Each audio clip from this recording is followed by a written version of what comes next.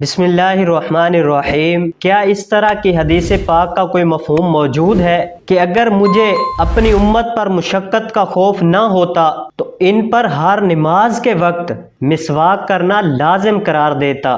دیکھیے اس کا جواب یہ ہے کہ جی ہاں، اس طرح کی حدیث پاک کا مفہوم موجود ہے، اور یہ حدیث پاک حضور اکرم صلی اللہ علیہ وآلہ وسلم کے اختیارات پر بہت بڑی دلیل ہے۔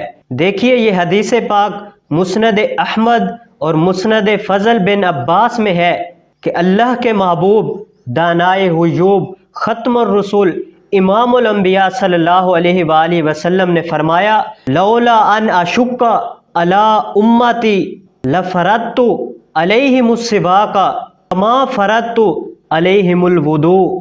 فرمایا کہ اگر مجھے اپنی امت پر دشواری اور مشقت کا خیال نہ ہوتا تو ان پر میں ضرور مسواک کو اسی طرح فرض کر دیتا جس طرح وضو کو فرض کر دیا ہے۔ اور یہ مسند احمد اور مسند فضل بن عباس میں یہ حدیث پاک موجود ہے، اور یہ اختیارات مصطفیٰ صلی اللہ علیہ وآلہ وسلم پر بہت بڑی دلیل ہے۔ دعا ہے اللہ عز و جل ہمیں باوضو ہو کر 5 وقت بعد جماعت تکبیر اولیٰ کے ساتھ نماز پڑھنے کی توفیق عطا فرمائے۔